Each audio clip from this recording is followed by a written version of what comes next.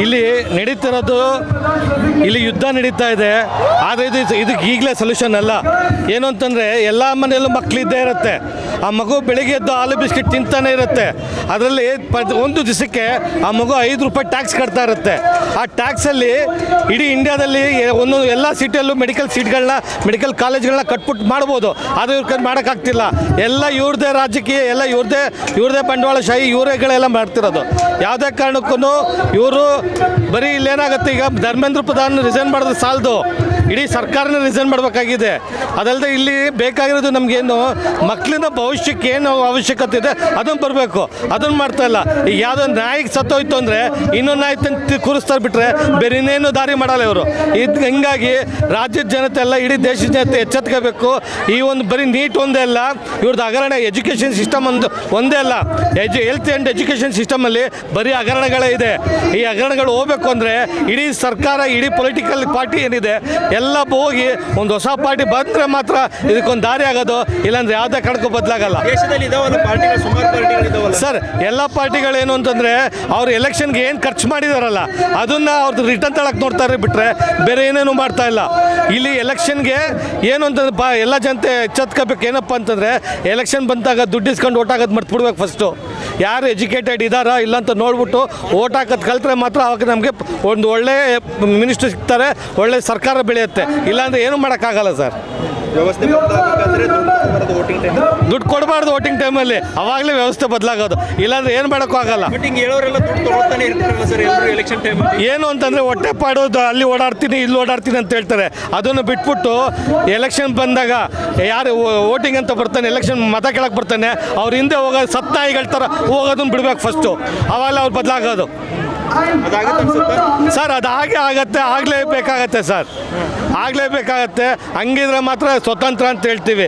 ಇಲ್ಲಾಂದರೆ ನೀವು ಫಸ್ಟ್ ತಿಳ್ಕೊಳ್ರಿ, ಸ್ವತಂತ್ರ ಏನು ಅಂತಂದರೆ ದುಡ್ಡಿಲ್ದಲ್ಲಿ ನಂಗೆ ಓಟ್ ಹಾಕಿದ್ರೆ ಮಾತ್ರ ನಿಮ್ಗೆ ಸ್ವತಂತ್ರ ಸಿಗುತ್ತೆ. ಇಲ್ಲ ಅಂತಂದರೆ ಇದೇ ಥರ ಬೀದಿಲಿ ಇಳಿಬೇಕಾಗತ್ತೆ ಅಷ್ಟೇ ಸರ್ ನಾನು ಹೇಳೋದು. ಇಲ್ಲಿ ನಡೀತಿರೋದು ಇಲ್ಲಿ ಯುದ್ಧ ನಡೀತಾ ಇದೆ. ಆದರೆ ಇದಕ್ಕೆ ಈಗಲೇ ಸೊಲ್ಯೂಷನ್ ಅಲ್ಲ. ಏನು ಅಂತಂದರೆ ಎಲ್ಲ ಮನೆಯಲ್ಲೂ ಮಕ್ಕಳಿದ್ದೇ ಇರುತ್ತೆ. ಆ ಮಗು ಬೆಳಿಗ್ಗೆ ಎದ್ದು ಹಾಲು ಬಿಸ್ಕೆಟ್ ತಿಂತಾನೆ ಇರುತ್ತೆ. ಅದರಲ್ಲಿ ಒಂದು ದಿವಸಕ್ಕೆ ಆ ಮಗು 5 ರೂಪಾಯಿ ಟ್ಯಾಕ್ಸ್ ಕಟ್ತಾ ಇರುತ್ತೆ. ಆ ಟ್ಯಾಕ್ಸಲ್ಲಿ ಇಡೀ ಇಂಡಿಯಾದಲ್ಲಿ ಒಂದೊಂದು ಎಲ್ಲ ಸಿಟಿಯಲ್ಲೂ ಮೆಡಿಕಲ್ ಕಾಲೇಜ್ಗಳನ್ನ ಕಟ್ಬಿಟ್ಟು ಮಾಡ್ಬೋದು. ಅದು ಇವ್ರ ಮಾಡೋಕ್ಕಾಗ್ತಿಲ್ಲ. ಎಲ್ಲ ಇವ್ರದ್ದೇ ರಾಜಕೀಯ, ಎಲ್ಲ ಇವ್ರದ್ದೇ ಬಂಡವಾಳಶಾಹಿ, ಇವರೇಗಳೆಲ್ಲ ಮಾಡ್ತಿರೋದು. ಯಾವುದೇ ಕಾರಣಕ್ಕೂ ಇವರು ಬರೀ ಇಲ್ಲೇನಾಗುತ್ತೆ, ಈಗ ಧರ್ಮೇಂದ್ರ ಪ್ರಧಾನ್ ರಿಸೈನ್ ಮಾಡಿದ್ರೆ ಸಾಲದು, ಇಡೀ ಸರ್ಕಾರನೇ ರಿಸೈನ್ ಮಾಡಬೇಕಾಗಿದೆ. ಅದಲ್ಲದೆ ಇಲ್ಲಿ ಬೇಕಾಗಿರೋದು ನಮಗೇನು ಮಕ್ಕಳಿನ ಭವಿಷ್ಯಕ್ಕೆ ಏನು ಅವಶ್ಯಕತೆ ಇದೆ ಅದನ್ನು ಬರಬೇಕು. ಅದನ್ನು ಮಾಡ್ತಾ ಇಲ್ಲ. ಈಗ ಯಾವುದೋ ನಾಯಿಗೆ ಸತ್ತೋಯ್ತು ಅಂದರೆ ಇನ್ನೊಂದು ನಾಯಿ ತಂದು ಕೂರಿಸ್ತಾರೆ ಬಿಟ್ಟರೆ ಬೇರೆ ಇನ್ನೇನು ದಾರಿ ಮಾಡಲ್ಲ ಇವರು.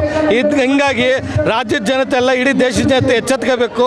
ಈ ಒಂದು ಬರೀ ನೀಟ್ ಒಂದೇ ಅಲ್ಲ, ಇವ್ರದ್ದು ಹಗರಣ ಎಜುಕೇಷನ್ ಸಿಸ್ಟಮ್ ಒಂದೇ ಅಲ್ಲ. ಹೆಲ್ತ್ ಆ್ಯಂಡ್ ಎಜುಕೇಷನ್ ಸಿಸ್ಟಮಲ್ಲಿ ಬರೀ ಹಗರಣಗಳೇ ಇದೆ. ಈ ಹಗರಣಗಳು ಹೋಗಬೇಕು ಅಂದರೆ ಇಡೀ ಸರ್ಕಾರ, ಇಡೀ ಪೊಲಿಟಿಕಲ್ ಪಾರ್ಟಿ ಏನಿದೆ ಎಲ್ಲ ಹೋಗಿ ಒಂದು ಹೊಸ ಪಾರ್ಟಿ ಬಂದರೆ ಮಾತ್ರ ಇದಕ್ಕೊಂದು ದಾರಿ ಆಗೋದು. ಇಲ್ಲಾಂದ್ರೆ ಯಾವುದೇ ಕಣಕ್ಕೂ ಬದಲಾಗಲ್ಲ. ದೇಶದಲ್ಲಿ ಇದಾವಲ್ಲ ಪಾರ್ಟಿಗಳು, ಸುಮಾರು ಪಾರ್ಟಿಗಳು ಇದಾವಲ್ಲ ಸರ್. ಎಲ್ಲ ಪಾರ್ಟಿಗಳೇನು ಅಂತಂದರೆ ಅವ್ರು ಎಲೆಕ್ಷನ್ಗೆ ಏನು ಖರ್ಚು ಮಾಡಿದಾರಲ್ಲ ಅದನ್ನು ಅವ್ರದ್ದು ರಿಟರ್ನ್ ತಳಕ್ಕೆ ನೋಡ್ತಾರೆ ಬಿಟ್ಟರೆ ಬೇರೆ ಏನೇನು ಮಾಡ್ತಾ ಇಲ್ಲ.